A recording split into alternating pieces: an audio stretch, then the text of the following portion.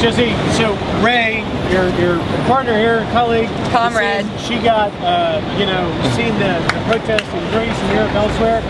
Did you guys take your cue from that? Are you hoping to incite, certainly what was a lot of attention, if not police activity? I know over the weekend there was over 100 arrests, and you guys got things fired up. Are you taking your cues from the international movement? And how do you want to see this in? What do you, if you could have it in a perfect way, how would it be? Well, I don't know. It's really difficult to kind of answer questions leading to those conclusions. I'd say that we didn't take our cue off of anybody, really. It became a more spontaneous movement. As far as seeing this end, I wouldn't like to see it end. I'd like to see the conversation continue. This is what we should have been talking about after 2008 when the economy collapsed. We basically patched a hole on the tire and said, yeah, let the car keep rolling.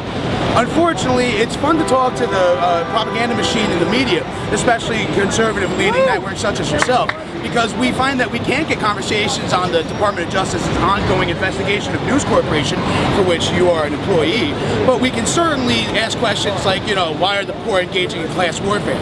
Now, after 30 years of having our living standards decrease while the wealthiest 1% have had it better than ever, I think it's time for maybe, some participation in our democracy that isn't funded by news cameras and gentlemen such as yourself. Okay, but let me give you this challenge, Jesse. Sure. We're here giving you an opportunity on the record with Creative Ancestry to put any message you want out there, give you fair coverage, and I'm not going to in any way be biased about it. So there is an exception to the case because you wouldn't be able to get your message out without us, yes? No, certainly. I mean, take for instance when Glenn Beck was doing his protest and he called the president a person who hates white people and white culture.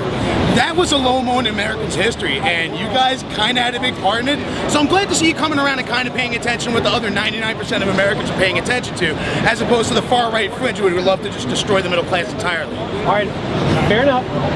You have a voice and an important reason to criticize myself, my company, and anyone else. But let me ask you this.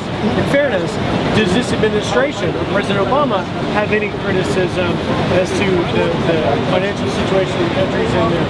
I think myself, as well as many other people, would like to see a little bit more economic justice or social justice, Jesus stuff, as far as feeding the poor, health care for the sick. I find it really entertaining that people like to hold the Bill of Rights up while they're screaming at gay soldiers, but they just can't wrap their heads around the idea that a for-profit healthcare system doesn't work. So let's just look at it like this. If we want the president to do more, let's talk to him on a level that actually reaches people, instead of asking for his birth certificate and wasting time with total nonsense like cilantro.